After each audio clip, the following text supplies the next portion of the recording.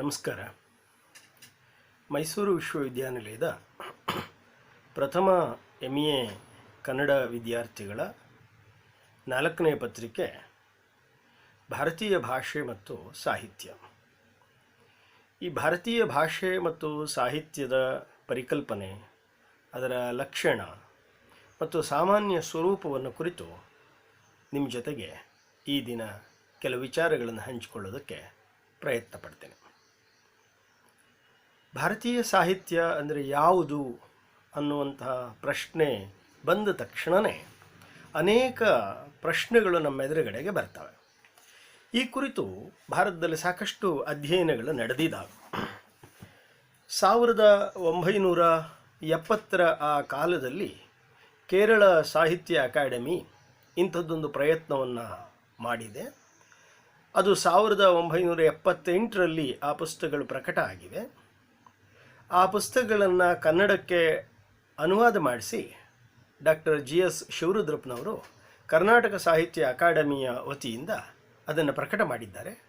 ಅದರ ಸಂಪಾದಕರಾಗಿ professor LS ಶೇಷಗಿರಿರಾಯರು ಕೆಲಸ ಮಾಡಿದ್ದಾರೆ. ಅದು ಭಾರತೀಯ ಸಾಹಿತ್ಯ ಸಮೀಕ್ಷೆ. ಈ ಭಾರತೀಯ ಸಾಹಿತ್ಯ ಸಮೀಕ್ಷೆ ಅನ್ನುವಂಥ ಈ ಪುಸ್ತಕ 2 ಸಂಪುಟಗಳಲ್ಲಿ ಪ್ರಕಟ ಆಗಿರೋದನ್ನು ನೀವು ಗಮನಿಸ್ಬೋದು. ಮತ್ತು ಭಾರತದ ಕಾಶ್ಮೀರದಿಂದ ಹಿಡಿದು ತಮಿಳು, ಮಲಯಾಳಂವರೆಗಿನ ಭಾರತೀಯ ಭಾಷೆಗಳ ಒಂದು ಭಾಷೆ, ಅದರ ಸಾಹಿತ್ಯದ ಆರಂಭ ಕಾಲದಿಂದ ಆಧುನಿಕ ಕಾಲದವರೆಗಿನ ಸಂಪೂರ್ಣವಾದ ಒಂದು ಸ್ಥೂಲವಾದ ಸಾಹಿತ್ಯ ಸಮೀಕ್ಷೆ ನಡೆದಿರೋದನ್ನು ನೀವು ಗಮನಿಸ್ಬೋದು. ಅದೇ ರೀತಿ 1936ರ ಹೊತ್ತಿನಲ್ಲಿ ರಾಮಕೃಷ್ಣ ಪರಮಹಂಸರ ಜನ್ಮ ಶತಾಬ್ದಿಯ ಸಂದರ್ಭದಲ್ಲಿ ಒಂದು ಬಹುದೊಡ್ಡ ಕೆಲಸ ಭಾರತದಲ್ಲಿ ನಡೆದಿದೆ. ಆ ಪುಸ್ತಕಗಳನ್ನು, ಆ ರೀತಿಯ ಒಂದು ಸಂಸ್ಕೃತಿಯನ್ನು ಕುರಿತು the cultural heritage of India ಅನ್ನುವಂತಹ ಸಂಪುಟಗಳು ಪ್ರಕಟ ಆಗಿದ್ವು.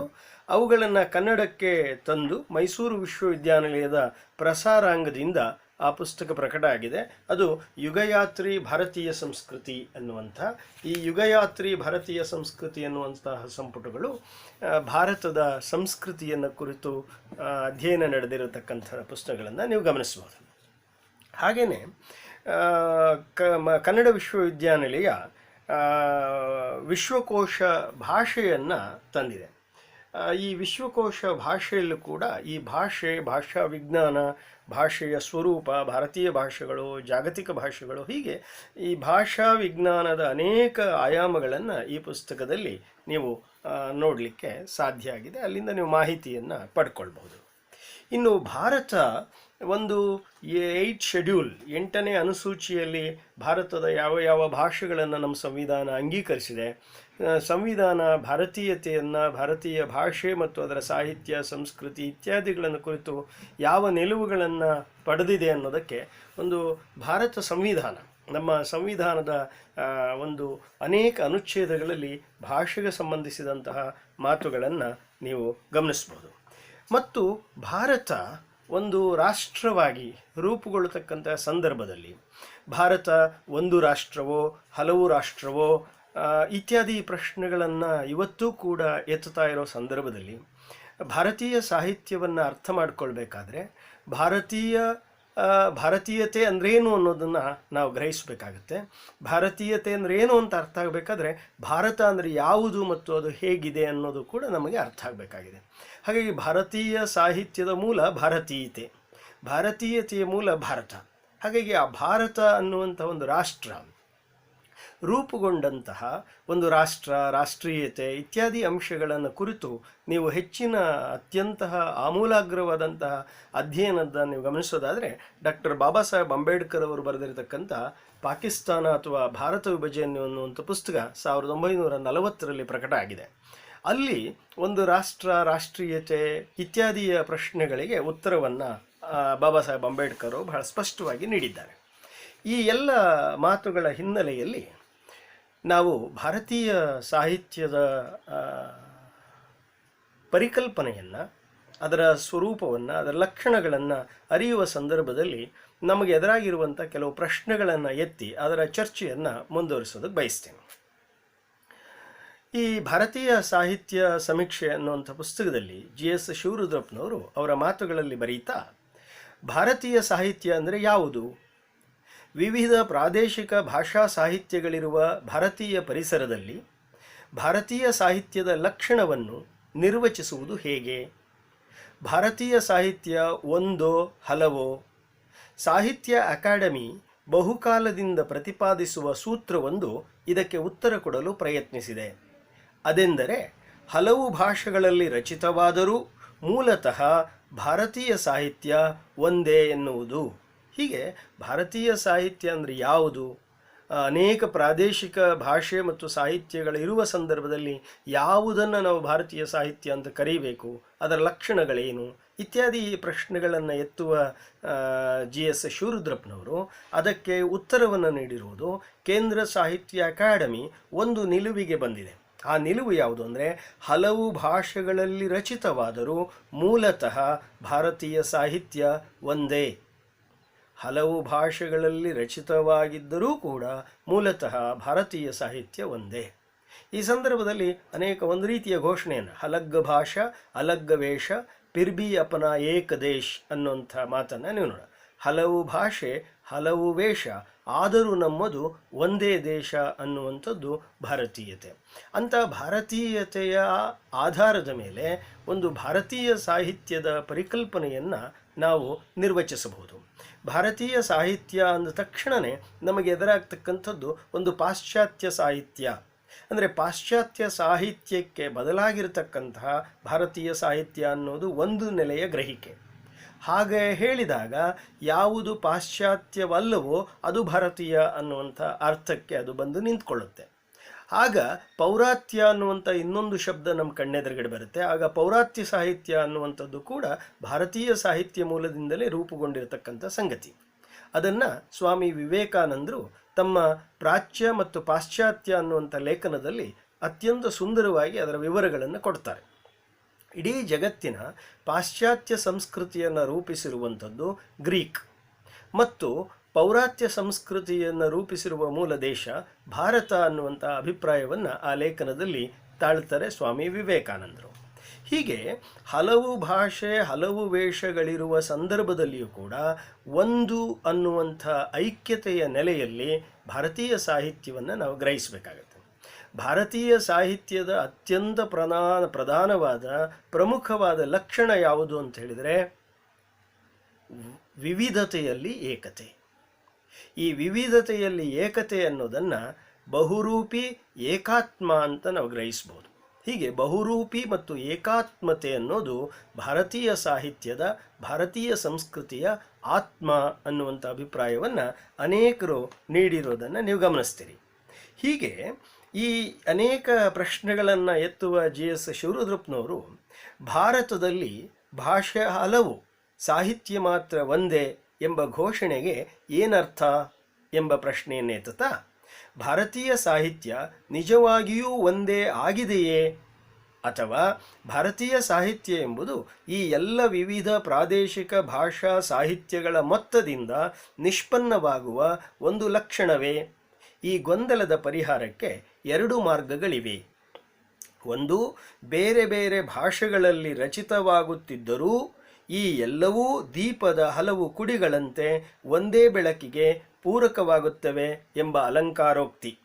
ಎರಡು, ಭಾರತೀಯ ಪರಿಸರದ ಈ ಎಲ್ಲ ಭಾಷಾ ಸಾಹಿತ್ಯಗಳನ್ನು ಒಂದೊಂದಕ್ಕೂ ಪ್ರತ್ಯೇಕವಾದ ನಾಮನಿರ್ದೇಶನವಿದ್ದರೂ ಒಟ್ಟಾರೆಯಾಗಿ ಅವುಗಳನ್ನು ಭಾರತೀಯ ಸಾಹಿತ್ಯಗಳು ಎಂದೇ ಪರಿಗಣಿಸುವ ನಿಲುವು ಅಂತ ಸ್ಪಷ್ಟಪಡಿಸಿದ್ದಾರೆ. ಹಾಗಾಗಿ ಭಾರತೀಯ ಸಾಹಿತ್ಯ ಅಂದರೆ ಅದು ಪ್ರಾದೇಶಿಕ ಸಾಹಿತ್ಯವನ್ನೂ ಒಳಗೊಂಡಿರ್ತಕ್ಕಂಥ ಒಂದು ಎಲ್ಲ ಲಕ್ಷಣಗಳನ್ನು ಕೂಡಿ ಸಮ್ಮಿಶ್ರಗೊಂಡಿರ್ತಕ್ಕಂಥ ಒಂದು ಐಕ್ಯತೆಯ ಸಾಹಿತ್ಯ ಅನ್ನುವಂಥ ಅರ್ಥ ಇದರಿಂದ ನಿಷ್ಪನ್ನ ಆಗುತ್ತೆ. ಹಾಗಾಗಿ ಏಕತೆ ಬೇರೆ, ಐಕ್ಯತೆ ಬೇರೆ. ಒಂದೇ ಅಂತ ಹೇಳುವಾಗ ಅಲ್ಲಿ ಎರಡನೆಯದಕ್ಕೆ ಜಾಗ ಇಲ್ಲ. ಯಾವ ದೇಶಗಳಲ್ಲಿ ಯಾವ ಮತಗಳು ನನ್ನದು ಒಂದೇ ದೇವರು ಇನ್ನು ಎರಡನೇ ದೇವರಿಗೆ ಜಾಗ ಇಲ್ಲ ಅಂತ ಹೇಳಿದ್ದಾವೋ ಅಂತಹ ದೇಶಗಳು ಮತ್ತು ಧರ್ಮಗಳು ಅವುಗಳಿಗಿಂತ ಮುಂಚೆ ಇದ್ದಂತಹ ದೇವರು, ಧರ್ಮ, ಪುಸ್ತಕ, ಆಲೋಚನೆ ಇವೆಲ್ಲವನ್ನು ನಾಶ ಮಾಡಿ ಬಹುತ್ವಕ್ಕೆ ಕಂಟಕಗಳಾಗಿವೆ. ಆದರೆ ಭಾರತದ ಲಕ್ಷಣ ಏನು ಅಂದರೆ ಎಲ್ಲವನ್ನೂ ಒಳಗೊಂಡು ಅವುಗಳ ಅನನ್ಯತೆಯನ್ನು ಉಳಿಸಿಕೊಳ್ತಾನೇ ಒಂದು ಐಕ್ಯತೆಯನ್ನು ಸಾಧಿಸುವುದಿದೆಯಲ್ಲ, ಇದು ಭಾರತೀಯ ಸಂಸ್ಕೃತಿಯ ಒಂದು ಲಕ್ಷಣ. ಅದರಿಂದಾಗಿ ಭಾರತೀಯ ಸಾಹಿತ್ಯ ಅನ್ನುವಂಥದ್ದು ಕೂಡ ರೂಪುಗೊಳ್ಳುತ್ತೆ. ಅನೇಕ ವಿದ್ವಾಂಸರು ಭಾರತೀಯ ಅಂತ ಹೇಳಿದ ತಕ್ಷಣ ಅದು ಸಂಸ್ಕೃತ ಅಂತ ಸೀಮಿತ ಅಂದುಕೊಂಡು ಅದು ಸಂಸ್ಕೃತ ಅಲ್ಲದ್ದನ್ನು, ಒಂದು ಸಂಸ್ಕೃತಕ್ಕೆ ವಿರುದ್ಧವಾದದ್ದನ್ನು ಒಂದು ಕನ್ನಡ ಕಾವ್ಯಮೀಮಾಂಸೆ ಇತ್ಯಾದಿ ಪದಗಳ ಅರ್ಥದಲ್ಲಿ ಭಾರತೀಯ ಕಾವ್ಯಮೀಮಾಂಸೆ ಅಂತ ಇದುವರೆಗೂ ನಾವು ಕರೆದಿರೋದು ಸಂಸ್ಕೃತದ ಕಾವ್ಯಮೀಮಾಂಸೆ. ಆದ್ದರಿಂದ ಕನ್ನಡಕ್ಕೆ ಕನ್ನಡದ್ದೇ ಕಾವ್ಯಮೀಮಾಂಸೆ ಬೇಕು, ಕನ್ನಡಕ್ಕೆ ಕನ್ನಡದ್ದೇ ವ್ಯಾಕರಣ ಬೇಕು ಅನ್ನುವಂಥ ಒಂದು ವಾದಗಳನ್ನು ಮತ್ತು ಆ ನಿಲೆಯ ಚಿಂತನೆ ಮತ್ತು ಅಧ್ಯಯನಗಳನ್ನು ಕನ್ನಡದಲ್ಲಿ ನಡೆಸಿದ್ದಾರೆ. ಅಷ್ಟೇ ಅಲ್ಲದೆ ಭಾರತೀಯ ಸಂಸ್ಕೃತಿಯನ್ನು ಅಧ್ಯಯನ ಮಾಡುವ ಸಂದರ್ಭದಲ್ಲಿ ರಾಮಕೃಷ್ಣಾಶ್ರಮದ ಆ ಯುಗಯಾತ್ರಿ ಭಾರತೀಯ ಸಂಸ್ಕೃತಿಯ ಪುಸ್ತಕಗಳಿಂದ ಹಿಡಿದು ಬರಗೂರು ರಾಮಚಂದ್ರಪ್ಪನವರು ಕರ್ನಾಟಕ ಸಾಹಿತ್ಯ ಅಕಾಡೆಮಿಯ ಅಧ್ಯಕ್ಷರಾಗಿದ್ದಂಥ ಸಂದರ್ಭದಲ್ಲಿ ಉಪಸಂಸ್ಕೃತಿ ಮಾಲೆಗಳನ್ನು ತಂದಿರತಕ್ಕಂಥದ್ದರವರೆಗೆ ಭಾರತೀಯ ಸಂಸ್ಕೃತಿ, ಅದರಲ್ಲಿ ಪ್ರಧಾನ ಸಂಸ್ಕೃತಿ, ಅಧೀನ ಸಂಸ್ಕೃತಿ, ಉಪಸಂಸ್ಕೃತಿ, ಪ್ರತಿಸಂಸ್ಕೃತಿ, ಹೀಗೆ ಬೇರೆ ಬೇರೆಯ ನೆಲೆಗಳಲ್ಲಿ ಸಂಸ್ಕೃತಿಯ ಅಧ್ಯಯನ ನಡೆದಿರೋದನ್ನು ಕೂಡ ನೀವು ಗಮನಿಸ್ಬೋದು. ಹಾಗಾಗಿ ಭಾರತೀಯ ಭಾಷೆ ಮತ್ತು ಸಾಹಿತ್ಯ ಅಂತ ನಾವು ನೋಡುವಾಗ ಭಾರತ ಅನ್ನೋದು ಒಂದು ಭಾಷಿಕ ಕ್ಷೇತ್ರವಾಗಿ ಮತ್ತೊಂದು ಸಾಂಸ್ಕೃತಿಕ ಕ್ಷೇತ್ರವಾಗಿ ಅದರಲ್ಲಿರ್ತಕ್ಕಂಥ ಒಳಗಿರ್ತಕ್ಕಂಥ ಐಕ್ಯತೆಯನ್ನು ಕಾಣುವ ಒಂದು ದೊಡ್ಡ ಪ್ರಯತ್ನ ಈ ಭಾರತೀಯ ಭಾಷೆ ಸಾಹಿತ್ಯಗಳ ತೌಲನಿಕ ಅಧ್ಯಯನ. ಆ ತೌಲನಿಕ ಅಧ್ಯಯನವನ್ನು ಕಂಡಾಗ ತಮಿಳಿನ ಸುಬ್ರಹ್ಮಣ್ಯ ಭಾರತಿ ಅವರು ಕೂಡ ಏನನ್ನು ಹೇಳ್ತಾರೆ ಅಂದರೆ, ಬಹು ನಾಲಿಗೆಯನ್ನು ಹೊಂದಿರುವ ಭಾರತದ ಸರಸ್ವತಿಗೆ, ಆ ಬಹು ಭಾಷೆಗಳನ್ನು ಹೊಂದಿರುವಂತಹ ಈ ಸರಸ್ವತಿಗೆ ಒಂದೇ ಹಣತೆಯ ಬೆಳಕು, ಒಂದೇ ದೀಪ ಅನ್ನುವಂಥ ಮಾತನ್ನು ಸುಬ್ರಹ್ಮಣ್ಯ ಭಾರತಿಯವರು ಅವರ ಕವಿತೆಗಳಲ್ಲಿ ಹೇಳ್ತಾರೆ. ಅದೇ ರೀತಿ ಕನ್ನಡದ ಕುವೆಂಪು ಅವರು ಬಹು ಜಿಹ್ವೆಯ ಭಾರತಿಗೆ ಐಕ್ಯತೆಯ ಆರತಿ ಅನ್ನುವಂಥ ಮಾತನ್ನು ಅವರು ಜ್ಞಾನಪೀಠ ಪ್ರಶಸ್ತಿ ಪಡೆದಂಥ ಸಂದರ್ಭದಲ್ಲಿ ಹೇಳಿರೋದನ್ನು ನೀವು ಗಮನಿಸ್ಬೋದು. ಅದೇ ರೀತಿ ಕಾಶ್ಮೀರದ ನಾಸಿರ್ ಅನ್ನುವಂಥ ಕವಿಯಲ್ಲಿ ಕೂಡ ಇದೇ ಧ್ವನಿ ಬರ್ತದೆ. ಹಾಗಾಗಿ ಜಿ ಎಸ್ ಶಿವರುದ್ರಪ್ಪನವರು ಹೇಳಿರುವ ಅಲಂಕಾರೋಕ್ತಿ ಇದೆಯಲ್ಲ, ಅದೇನು ಅಂದರೆ, ದೀಪದ ಹಲವು ಕುಡಿಗಳಂತೆ ಒಂದೇ ಬೆಳಕಿಗೆ ಪೂರಕವಾಗುತ್ತವೆ. ಇದು ಭಾರತೀಯ ಸಾಹಿತ್ಯದ ಸ್ವರೂಪ. ಈ ಸ್ವರೂಪವನ್ನು doctor K M George, Kerala ಸಾಹಿತ್ಯ ಅಕಾಡೆಮಿಯ ಆ ಪುಸ್ತಕಗಳನ್ನು ಸಂಪಾದನೆ ಮಾಡಿದಂಥ ಸಂಪಾದಕರು, ಅವರು ಕೂಡ ಏನು ಹೇಳಿದ್ದಾರೆ ಅನ್ನೋದನ್ನು ಹೀಗೆ ಉಲ್ಲೇಖ ಮಾಡ್ತಾರೆ. ಡಾಕ್ಟರ್ ಕೆ ಎಂ ಜಾರ್ಜ್ ಅವರು ಕಂಪ್ಯಾರಿಟಿವ್ ಇಂಡಿಯನ್ ಲಿಟ್ರೇಚರ್ ಎಂಬ 2 ಬೃಹತ್ ಸಂಪುಟಗಳ ಸಂಪಾದಕರು.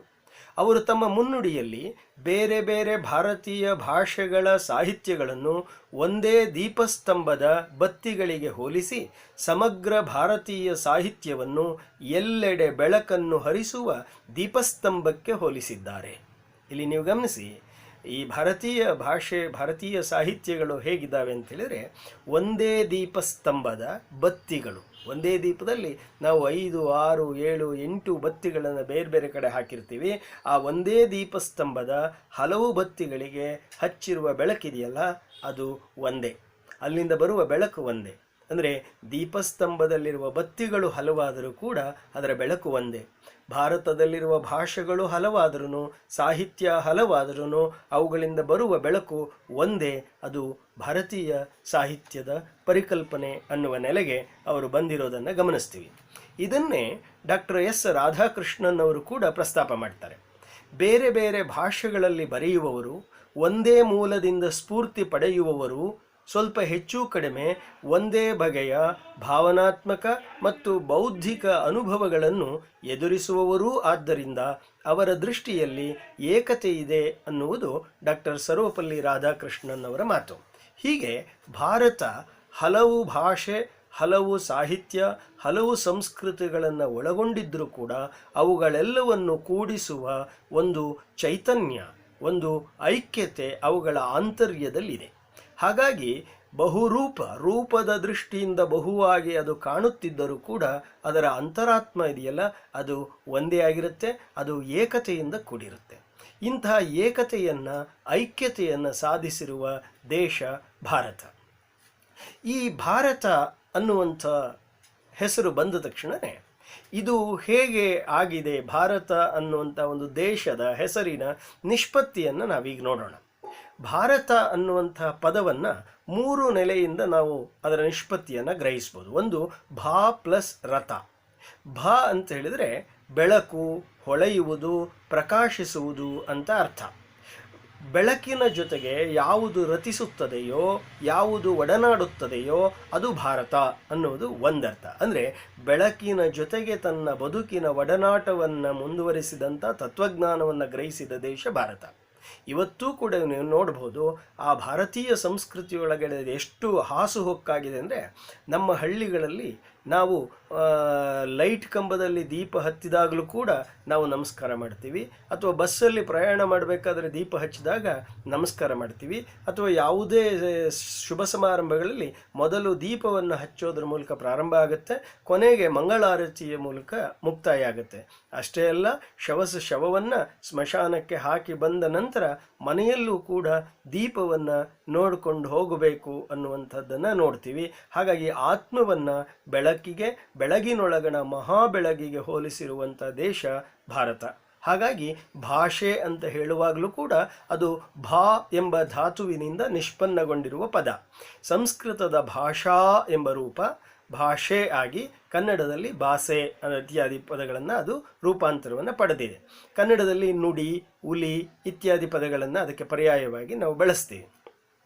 ಇಲ್ಲಿ ಭಾಷೆ ಎನ್ನುವುದು ಬೆಳಕನ್ನು ಕೊಡಬಹುದಾದದ್ದು ಯಾವುದೋ ಅದು ಭಾಷೆ ಅನ್ನೋದು ಭಾರತೀಯರ ಗ್ರಹಿಕೆ ಮತ್ತು ಭಾರತೀಯ ಸಂಸ್ಕೃತಿ, ಭಾರತೀಯ ಸಾಹಿತ್ಯದ ಒಂದು ಮೂಲ ಲಕ್ಷಣ.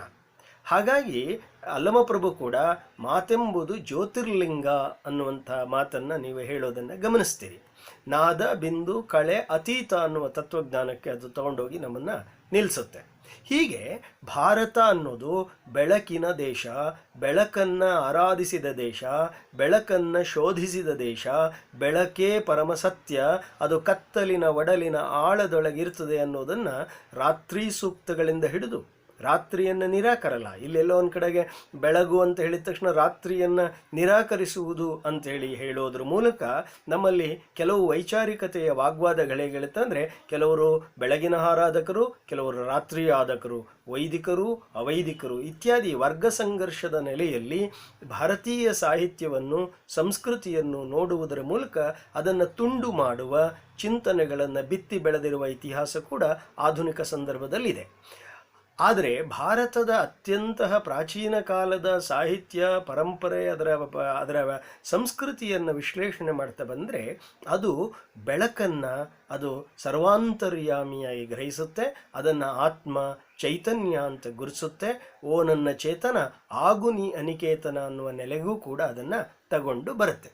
ಹಾಗಾಗಿ ಭಾರತ ಅನ್ನೋದು ಬೆಳಕಿನ ಜೊತೆಗೆ ವ್ಯವಹರಿಸುವ, ಬೆಳಕಿನನ್ನು ರಚಿಸುವ, ಬೆಳಕನ್ನು ಇಷ್ಟಪಡುವ ದೇಶ ಭಾರತ. ಸರಸ್ವತಿಗೂ ಕೂಡ ಭಾರತಿ ಅನ್ನುವಂಥ ಪದವನ್ನೇ ಬಳಸಿರೋದನ್ನು ಗಮನಿಸ್ತೀರಿ. ಸರಸ್ವತಿ ಅಂದ ತಕ್ಷಣ ಇಲ್ಲಿ ಜ್ಞಾನದ ಸಂಕೇತ, ಅಧಿದೇವತೆ ಅಂತ ನಾವು ಗ್ರಹಿಸಬೇಕಾಗುತ್ತೆ. ಇನ್ನು ಎರಡನೆಯದು ಶಕುಂತಲೆ ಮತ್ತು ದುಷ್ಯಂತರ ಮಗ ಭರತ. ಆ ಭರತನ ಕಾರಣದಿಂದಾಗಿ ಭಾರತಕ್ಕೆ ಭಾರತ ಅನ್ನೋ ಹೆಸರು ಬಂತು ಅನ್ನೋದು ಎರಡನೇ ಅಭಿಪ್ರಾಯ. ಮೂರನೆಯದು ಆದಿಪುರಾಣದ ವೃಷಭನಾಥ ಇದ್ದಾನಲ್ಲ, ಜೈನರ ಮೊದಲ ತೀರ್ಥಂಕರ, ಆದಿತೀರ್ಥಂಕರನಾದಂತಹ ವೃಷಭನಾಥನ ಮೊದಲನೆಯ ಮಗ ಭರತ ಚಕ್ರವರ್ತಿ. ಆ ಭರತ ಚಕ್ರವರ್ತಿಯ ಕಾರಣದಿಂದಾಗಿ ಭಾರತ ಅನ್ನುವಂಥ ಹೆಸರು ಬಂದಿದೆ ಎನ್ನುವಂಥ ವಿವರಗಳನ್ನು ಕೂಡ ಈ ದೇಶದ ಹೆಸರಿನ ಸಂದರ್ಭದಲ್ಲಿ ನಾವು ನೋಡಬಹುದು. ಇನ್ನು ಈ ಭಾರತ ಹೇಗಿತ್ತು ಮತ್ತು ಭಾರತದ ನೆನಪು ಎಲ್ಲಿಂದ ಪ್ರಾರಂಭ ಆಗುತ್ತೆ ಅಂದರೆ, ಒಡ್ಡಾರಾಧನೆಯಲ್ಲಿ ಜಂಬೂ ದ್ವೀಪೆ ಭರತ ವರ್ಷೆ ಅಂಥೇಳಿ ಪ್ರಾರಂಭ ಆಗುತ್ತೆ. ಅಂದರೆ ಭಾರತ ಅನ್ನೋದು 8 ಭಾಗಗಳ 9 ಭಾಗಗಳಲ್ಲಿ ಅದು ಒಂದು ಭಾಗ. ಹಾಗಾದರೆ ಒಟ್ಟು ಜಂಬೂ ದ್ವೀಪ ಇದೆಯಲ್ಲ, ಇದನ್ನು ಪುರಾಣ ನಮ್ಮ ಚೂಡಾಮಣಿ ಪ್ರಕಾರ ಅಗ್ನಿದ್ರ ಅನ್ನೋ ರಾಜ ಆಳ್ತಾ ಇದ್ದ. ಅವನಿಗೆ 9 ಜನ ಮಕ್ಕಳು, ಅದರಲ್ಲಿ 9 ಭಾಗ ಮಾಡಿದ, ಅದರಲ್ಲಿ ಒಂದು ಭಾಗ ಭಾರತ ಅನ್ನುವಂಥ ವಿವರಗಳು ಬರ್ತವೆ. ಮತ್ತು ಈ ಜಂಬೂ ದ್ವೀಪದ ಪರಿಕಲ್ಪನೆ ಕೂಡ ಭಾರತ ಒಂದು ವಿಸ್ತಾರದ ರೂಪವನ್ನು ಹೇಗೆ ಪಡೆದಿತ್ತು ಅನ್ನೋದನ್ನು ಅದು ವಿವರಿಸುತ್ತೆ. ಅಷ್ಟೇ ಅಲ್ಲದೆ ಪಂಪನ ಆದಿಪುರಾಣದಲ್ಲಿ ಭರತ ಚಕ್ರವರ್ತಿಯ ದಿಗ್ವಿಜಯ ಯಾತ್ರೆಯನ್ನು ನೀವು ಗಮನಿಸಿದರೆ, ಆ ದಿಗ್ವಿಜಯ ಯಾತ್ರೆ ಗಂಗಾ ನದಿಯ ಅಯೋಧ್ಯೆಯಿಂದ ಪ್ರಾರಂಭ ಆಗಿ ಗಂಗಾ ನದಿಯ ತೀರದಿಂದ ಹೊರಟು ಅಲ್ಲಿಂದ ದಕ್ಷಿಣಕ್ಕೆ ಬಂದು ದಕ್ಷಿಣದಿಂದ ಈ ಕಡೆಗೆ ಪಶ್ಚಿಮದ ಮೂಲಕ ಅದು ಹೊರಟು ಮುಂದೆ ಉತ್ತರದ ಸಿಂಧೂ ನದಿಯವರೆಗೆ ಹೋಗಿ ಅವು ಯಾವ್ಯಾವ ದೇಶಗಳಿಗೆ ಹೋಗುತ್ತೆ ಅಂತ ನೀವು ಅಧ್ಯಯನ ಮಾಡಿದರೆ ಆದಿಪುರಾಣದ ಪಂಪನ ಆದಿಪುರಾಣದಲ್ಲಿ 40 ದೇಶಗಳ ಉಲ್ಲೇಖಗಳು ಅದರಲ್ಲಿ ಬರುತ್ತೆ. ದಿಗ್ವಿಜಯ ಯಾತ್ರೆ ಗ್ರೀಕ್ವರೆಗೆ ಸಾಗಿತ್ತು ಅನ್ನೋದರ ದಾಖಲೆ ಕೂಡ ನಮಗಲ್ಲಿ ಸಿಗುತ್ತೆ. ಈ ಎಲ್ಲ ಮಾತುಗಳ ಹಿನ್ನೆಲೆಯಲ್ಲಿ ಭಾರತ ಒಂದು ದೇಶವಾಗಿತ್ತೇ ಅಥವಾ ಇಲ್ಲವೇ ಅನ್ನುವಂಥ ಚರ್ಚೆ ಹಿಂದೆ ಅದು ಪ್ರಸ್ತುತವಾಗಿದ್ದಿರಬಹುದು. ಆದರೆ ಯಾವತ್ತು ನಾವು ಸಂವಿಧಾನವನ್ನು ಒಪ್ಪಿಕೊಂಡಿದ್ದೇವೋ, ಆ ಸಂವಿಧಾನವನ್ನು ಅಂಗೀಕರಿಸಿ ನಾವು ಬದುಕ್ತಾ ಇದ್ದೇವೋ, ಇವತ್ತು ಭಾರತ ಒಂದು ದೇಶ ಅಲ್ಲ ಅಂತ ಯಾರಾದರೂ ವಾದ ಮಾಡಿದರೆ ಅದು ಸಂವಿಧಾನಕ್ಕೆ ವಿರುದ್ಧವಾಗಿರತಕ್ಕಂತಹ ಅಭಿಪ್ರಾಯ ಆಗುತ್ತೆ ಮತ್ತು ಆ ರೀತಿ ಭಾರತವನ್ನು ದುರ್ಬಲಗೊಳಿಸುವ ಹುನ್ನಾರದ ಚರ್ಚೆಗಳಾಗುತ್ತೆ. ಯಾಕೆ ಅಂತ ಹೇಳಿದರೆ ಸಂವಿಧಾನದ ಪ್ರಿಯಾಂಬಲ್ ಪ್ರಸ್ತಾವನೆ ಹೀಗಿದೆ: ಭಾರತದ ಜನಗಳಾದ ನಾವು ಭಾರತವನ್ನು ಒಂದು ಸಾರ್ವಭೌಮ ಸಮಾಜವಾದಿ ಸರ್ವಧರ್ಮ ಸಮಭಾವದ ಪ್ರಜಾಸತ್ತಾತ್ಮಕ ಗಣರಾಜ್ಯವಾಗಿ ರಚಿಸಲು ಮತ್ತು ಅದರ ಸಮಸ್ತ ನಾಗರಿಕರಿಗೆ ಸಾಮಾಜಿಕ, ಆರ್ಥಿಕ ಮತ್ತು ರಾಜಕೀಯ ನ್ಯಾಯ, ವಿಚಾರ, ಅಭಿವ್ಯಕ್ತಿ, ವಿಶ್ವಾಸ, ಧರ್ಮಶ್ರದ್ಧೆ ಮತ್ತು ಉಪಾಸನಾ ಸ್ವಾತಂತ್ರ್ಯ, ಸ್ಥಾನಮಾನ ಹಾಗೂ ಅವಕಾಶ ಸಮಾನತೆ ದೊರೆಯುವಂತೆ ಮಾಡಲು ಮತ್ತು ವ್ಯಕ್ತಿ ಗೌರವವನ್ನು, ರಾಷ್ಟ್ರದ ಏಕತೆಯನ್ನು ಹಾಗೂ ಅಖಂಡತೆಯನ್ನು ಸುನಿಶ್ಚಿತಗೊಳಿಸಿ ಅವರಲ್ಲಿ ಭ್ರಾತೃತ್ವ ಭಾವನೆಯನ್ನು ವೃದ್ಧಿಗೊಳಿಸಲು ಶ್ರದ್ಧಾಪೂರ್ವಕ ಸಂಕಲ್ಪ ಮಾಡಿದವರಾಗಿ ನಮ್ಮ ಸಂವಿಧಾನದ ಸಭೆಯಲ್ಲಿ 1949 ಇಸವಿ ನವೆಂಬರ್ ತಿಂಗಳ 26ನೇ ತಾರೀಕಾದ ಈ ದಿವಸ ಈ ಮೂಲಕ ಈ ಸಂವಿಧಾನವನ್ನು ಅಂಗೀಕರಿಸಿ ಅಧಿನಿಯಮಿಸಿ ಅರ್ಪಿಸಿಕೊಂಡಿದ್ದೇವೆ ಅನ್ನೋ ಮಾತನ್ನು ಹೇಳುತ್ತೆ. ಮತ್ತು ಅದರ ಕರ್ತವ್ಯಗಳ ಸಂದರ್ಭದಲ್ಲೂ ಕೂಡ ಭಾರತದ ಏಕತೆ ಮತ್ತು ಸಮಗ್ರತೆಯನ್ನು ಕಾಪಾಡುವ ಸೋದರತ್ವವನ್ನು ಬಿತ್ತಿ ಬೆಳೆಯುವುದು ಪ್ರತಿಯೊಬ್ಬ ಭಾರತೀಯರ ಕರ್ತವ್ಯ ಅನ್ನುವಂತಹ ಮಾತನ್ನು ಸಂವಿಧಾನ ಹೇಳಿದೆ. ಹಾಗಾಗಿ ಯಾರಾದರೂ ಭಾರತ ಒಂದು ದೇಶ ಅಲ್ಲ ಅಂತ ಹೇಳಿ ಕಾಶ್ಮೀರಕ್ಕೆ ಸ್ವಾತಂತ್ರ್ಯ ಸಿಗಲಿ, ತಮಿಳುನಾಡಿಗೆ ಸ್ವಾತಂತ್ರ್ಯ ಸಿಗಲಿ, ಪಂಜಾಬ್ಗೆ ಸ್ವಾತಂತ್ರ್ಯ ಸಿಗಲಿ, ಭಾರತ ಬರ್ಬಾದಾಗಲಿ ಅಂತ ಹೇಳಿ ಯಾರಾದರೂ ಮಾತಾಡಿದರೆ, ವಿಚಾರ ಮಾಡಿದರೆ, ಆಚರಣೆಗೆ ತಂದರೆ ಅದು ಈ ದೇಶಕ್ಕೆ, ಸಂವಿಧಾನಕ್ಕೆ ಮಾಡುವ ಅಪಚಾರ ಅನ್ನೋ ಮಾತನ್ನು ನಾವು ನೆನಪಿನಲ್ಲಿಡಬೇಕು. ಆದರೂ ಕೂಡ ಭಾರತ ಒಂದು ರಾಷ್ಟ್ರವೇ ಅನ್ನೋ ಪ್ರಶ್ನೆಯನ್ನು ಅನೇಕ ವೈಚಾರಿಕ ಸಂದರ್ಭದಲ್ಲಿ ಈ ಪ್ರಶ್ನೆಯನ್ನು ಎತ್ತುತ್ತಾರೆ. ಈ ಪ್ರಶ್ನೆಗೆ ನಮ್ಮ ಪರಂಪರೆ ಅಥವಾ ನಮ್ಮ ಚರಿತ್ರೆಯ ಉತ್ತರಗಳು ಏನಿದ್ದಾವೆ ಅನ್ನೋದನ್ನು ಡಾಕ್ಟರ್ ಬಾಬಾ ಸಾಹೇಬ್ ಅಂಬೇಡ್ಕರ್ ಅವರ ಈ ಪುಸ್ತಕದ ಆಧಾರದ ಮೇಲೆ ಕೆಲವು ಮಾತುಗಳನ್ನು ನಿಮ್ಮ ಜೊತೆಗೆ ಹಂಚಿಕೊಳ್ಳೋದಕ್ಕೆ ಬಯಸ್ತೇನೆ. ಪಾಕಿಸ್ತಾನ ಅಥವಾ ಭಾರತ ವಿಭಜನೆ ಅನ್ನೋ ಈ ಪುಸ್ತಕದಲ್ಲಿ ಅಂಬೇಡ್ಕರ್ ಅವರು ಭಾರತ ಒಂದು ರಾಷ್ಟ್ರವೇ ಅಥವಾ ಅಲ್ವೇ ಅನ್ನುವಂಥದ್ದನ್ನು ಕುರಿತು ಚರ್ಚೆಯನ್ನು ಅತ್ಯಂತ ಸಮಗ್ರವಾಗಿ ಮತ್ತು ಅಧಿಕೃತವಾಗಿ ಅನೇಕ ಜ್ಞಾನ ಪರಂಪರೆಯನ್ನು ನೀಡ್ತಾ ಅದನ್ನು ಚರ್ಚೆಯನ್ನು ಮಾಡ್ತಾರೆ. ಆ ಕುರಿತು ಕೆಲವು ಪ್ರಶ್ನೆಗಳನ್ನು ನಾನು ಮುಂದಿನ ಅವಧಿಯಲ್ಲಿ ಪ್ರಸ್ತಾಪ ಮಾಡ್ತೀನಿ. ಅದನ್ನು ನಾವು ಗಮನಿಸೋಣ. ನಮಸ್ಕಾರ.